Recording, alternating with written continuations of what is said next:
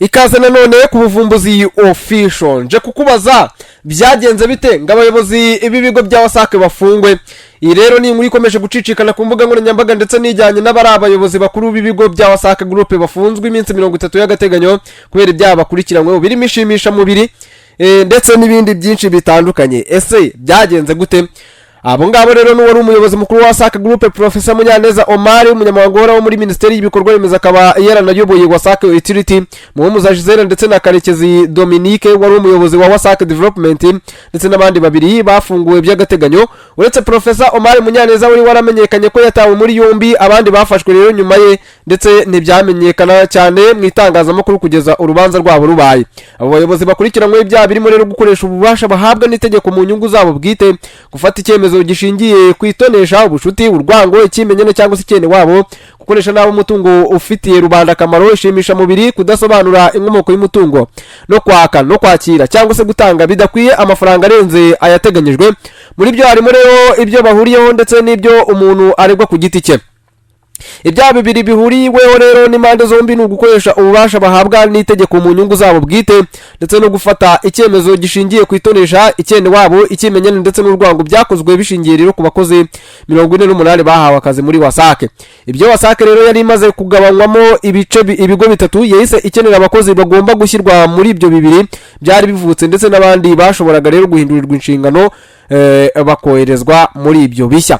Ubuyobozi bwa WASAC burangajwe imbere na Professor Omar Munyaneza ngo bwaratekereje uko hatangwa akazi kandi mu buryo rero bwihuse abandi bakozi bakaboneka. Ikibazo cyagaragajwe n'ubushinjacyaha rero nuko abo bakozi bakoreshejwe ibizamini by'akazi n'itsinda ry'abantu baturutse hanze ya WASAC biganjemo abarimu muri kaminuza y'u Rwanda kandi byari binyuranye n'itegeko rigenga abakozi muri WASAC HR Police.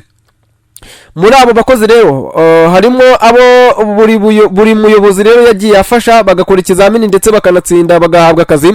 Nko kuri Professor Omar Munyaneza bivuga ko ngo yahaye akazi uwitwa Mwungwakuze Dieudonné ngo rero bakoranye mu nteko ishinga amategeko. Ubushinjacyaha buvuga ko rero ngo ikizamini yakoze cyateguwe na Professor Omar Munyaneza ndetse yanasabye ko umwanya ujya gushyirwa ku isoko ngo wagenderwa rero ku bisabwa bihwanye neza n'ibyo uwo ngo rero yari yujuje.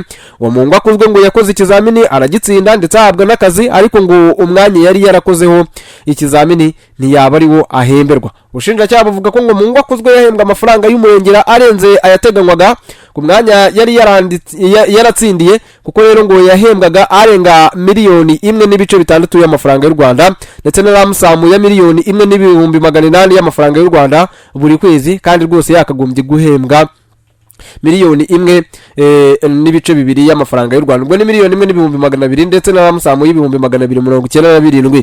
Hari n'abandi bagaragazwa n'ubushinjacyaha bivugwa ko Professor Omar yafashije kubona akazi.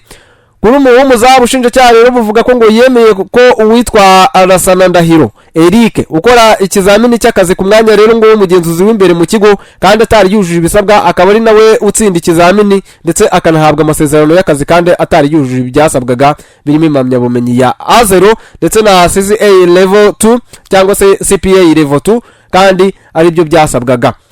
Abo bayobozi rero kandi bashinjwa ko ngo bagize uruhare mu gutanga akazi ku banyeshuri 22 barangije muri kaminuza y'u Rwanda ndetse na Ines Ruhengeri.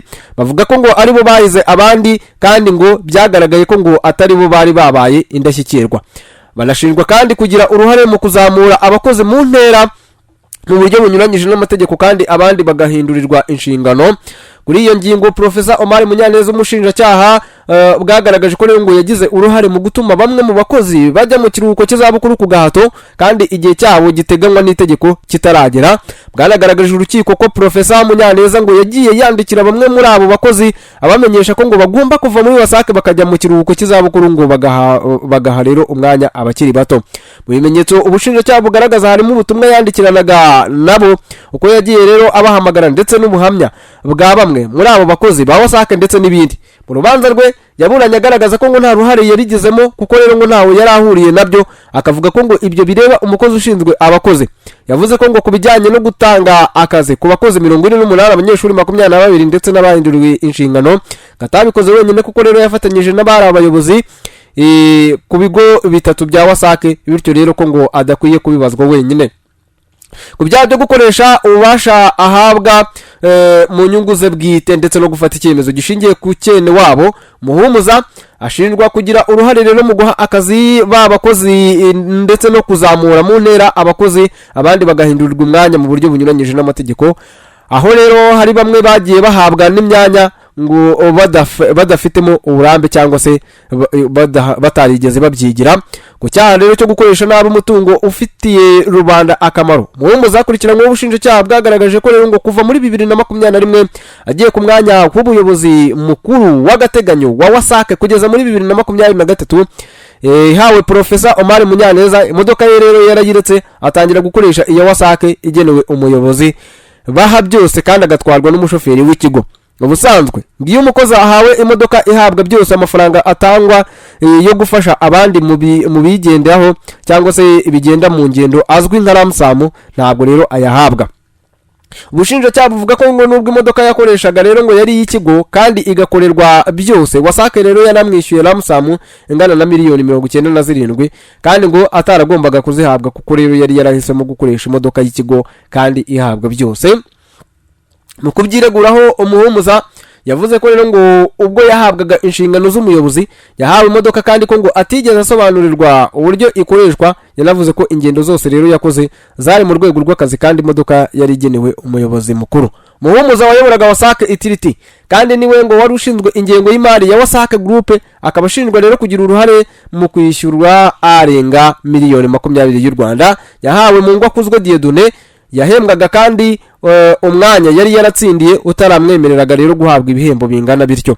Murekezi Dominique uyobora WASAC Development we akurikiranyweho icyaha cy'ubufatanyacyaha mu gukoresha ububasha ahabwa mu nyungu ze bwite bishingiye rero kuri cya cyemezo cyo gutanga akazi ku bagera kuri 48 kandi ibizamini byateguwe mu buryo bunyuranyije n'amategeko.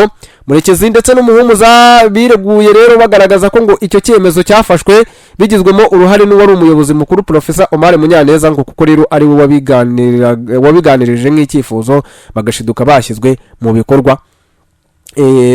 Byashyizwe mu bikorwa rero.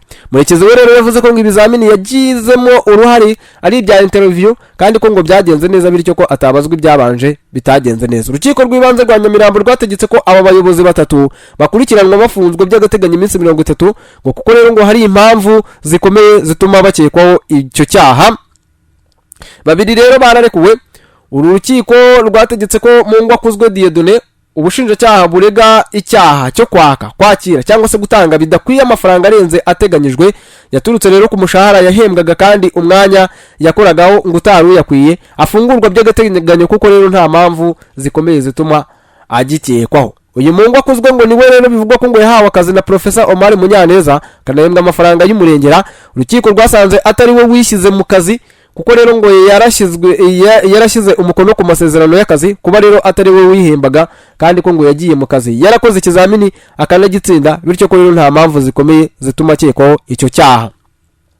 Uwireganwa na Profesa Munyaneza yafunguwe by'agateganyo ku ya 3 Nzeri 2025 ubundi warekuwe rero n'urukiko by'agateganyo ni Mugwaneza Vincent de Paul wari ushinzwe imishinga yo gusaranganya amazi muri WASAC. Mugwaneza uregwa mu rubanza rwe rwihariye akurikiranyweho ibyaha birimo ishimisha mubiri, gufata icyemezo gishingiye ku itonesha, urwango, icyene wabo ndetse no kudasobanura inkomoko y'umutungo atunze. Hanyuma rero ubushinjacyaha bwari bwatanze ibimenyetso bugaragaza ko rero ngo yajyaga akoresha ishimisha mubiri rishingiye ku gitsina abakobwa ndetse n'abagore bagiye gukora imenyereza mwuga muri WASAC bizeza ko azabashakira akazi. Bwagaragaje ko ubuhamya rero bw'abagera kuri 5 banahawe kode mu rwego rw'umutekano wabo barimo MN, LTC, BIF, MG ndetse n'abandi ngo rero bemeza ko rero ngo baryamanye akanabafasha kubona akazi. Muri bo MN we ngo yamwizezaga ko rero ngo bazabana, amubwira ko ngari umusore kandi ngari n'umugabo kandi ari umugabo, bakaba rero baramenyanye ubwo yajyaga muri WASAC agiye gukora imenyereza mwuga. Ubushinjacyaha bwatanze ibimenyetso birimo ubuhamya bwabo bakobwa ndetse n'abagore ndetse n'ubutumwa bakundaga kugenda bandikirana na Mugwaneza bakavuga ko rero ngo butabereye umuyobozi kandi ngo buganisha kwishimisha mubiri. Mugwaneza kandi aregwa icyaha cyo kudasobanura inkomoko y'umutungo gishingiye kuri miliyoni 25 yari afitiwe ariko ngo yananiwe gusobanura inkomoko yayo. Mwiburanisha ryabereye mu muhezo yasobanuye ko ayo mafaranga yayagurijwe n'inshuti ye yitwa Bikorimana Aimable ngo kuko rero yaragiye kwishyura enjeniyeri wamwubakiraga. Urukiko rwagaragaje ko ngo nta mpamvu rero zikomeye zituma icyo cyaha agikekwaho rushingiye no ku buhamya bwa Bikorimana, kandi ubushinjacyaha bukaba butaragaragaje ibimenyetso buvuguruza, kandi ko ngo nta gitangaza ko umukozi wahembwaga arenga miliyoni 3 y'amafaranga y'u Rwanda ku kwezi yagurizwa ayo mafaranga. Ku cyaha rero kishimisha mubiri, urukiko rwavuze ko nta bimenyetso bifatika bigaragaza ko ngo abavuga ko ngo yakibakoreye yabashakiye akazi koko, rushingiye rero ku mvugo z'abatangabuhamya zirimo ivuguruzanya. Abavuga ko rero ngo atari umuyobozi wabo n'abandi basobanura uko bagiye babona akazi atabigizemo uruhare, nubwo rero bari bafitanye ubushuti. Ibyo rero rwabishingiyeho rutegeka ko arekurwa agakurikiranwa ari hanze kuko nta mpamvu zikomeye. Ngayo nguko rero ibijyanye na Wasac Trity, Wasac Group, Wasac in general. Hanyuma rero reka dusoze gutya. Ubu ni ubuvumbuzi official, uzajya ukomeza uhabe kugira ngo wumve amakuru aryoshye kandi aryoheye amatwi. Ngibyo rero byari biri muri Wasac. Please subscribe.